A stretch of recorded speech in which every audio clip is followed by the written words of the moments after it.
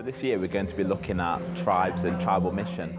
In the book of Joshua, it identifies that the way a society is built up is through individuals, families, clans and tribes together make up a nation. So these are essential building blocks to how God organises society.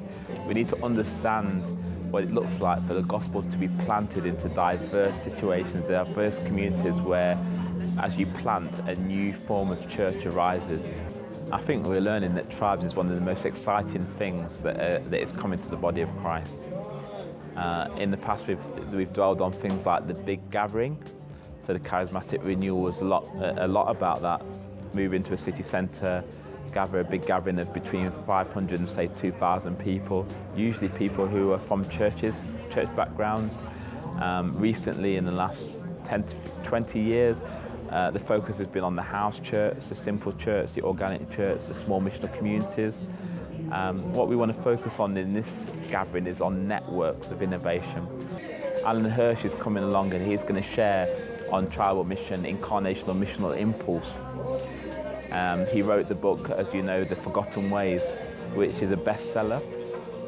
And he will be sharing on how to see the gospel planted into cultures and seeing new forms emerge out of that. I've been in churches since, all my life, and I've not seen the level of urgency that I believe is needed right now. There's an urgency for the gospel of the kingdom to get out into Europe and across Britain. And so there'll be a strong emphasis on the gospel and our culture in this particular gathering.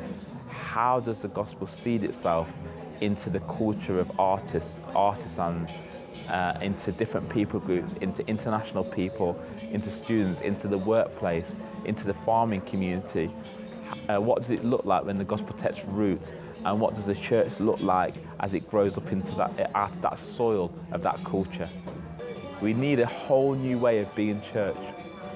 And I don't just mean Christians leaving established churches and sitting on the sofa drinking wine. I mean, how are you going to engage people who've never been in church to form simple communities that spread and multiply rapidly?